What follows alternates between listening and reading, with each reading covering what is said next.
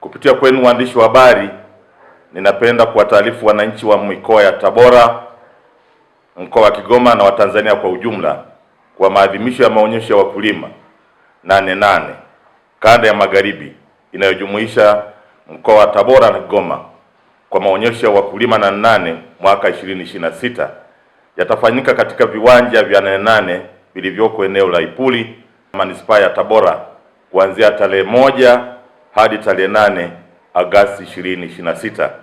Maonyesho haya yataongozwa na kauli isemayo tambua soko, ongeza tija, tekeleza dira 2050.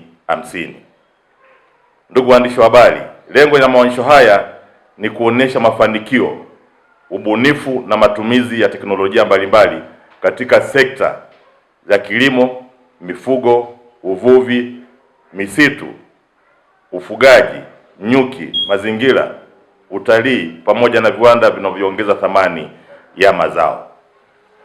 Kupitia maonyesho hayo, taasisi za serikali, sekta binafsi, mashirika mbalimbali, wakulima, wafugaji, wavuvi, wabunifu, wajasiriamali na wadau wa maendeleo watapata fursa ya kuonesha bidhaa, huduma, teknolojia na ubunifu mbalimbali. Lakini la pili, kubadilishana uzoefu na kujifunza mbinu bora za uzalishaji. La tatu, kupata elimu kuhusu fursa za uwekezaji na biashara. Lakini nne, kukuza ushirikiano kati ya wadau wa sekta za uzalishaji. Lakini tano, kupanua masoko ya bidhaa na huduma zinazozalishwa ndani ya kanda na nchi kwa ujumla. Lakini la sita, kuuza bidhaa zao. Ninawakaribisha wananchi wote, taasisi za umma na binafsi, wadau wa maendeleo, wawekezaji na wafanyabiashara kushiriki kamilifu katika maonyesho hayo ili kujifunza, kutangaza bidhaa na huduma zao, kutafuta fursa za biashara na kuunga mkono juhudi za serikali za kuleta maendeleo endelevu katika sekta za uzalishaji.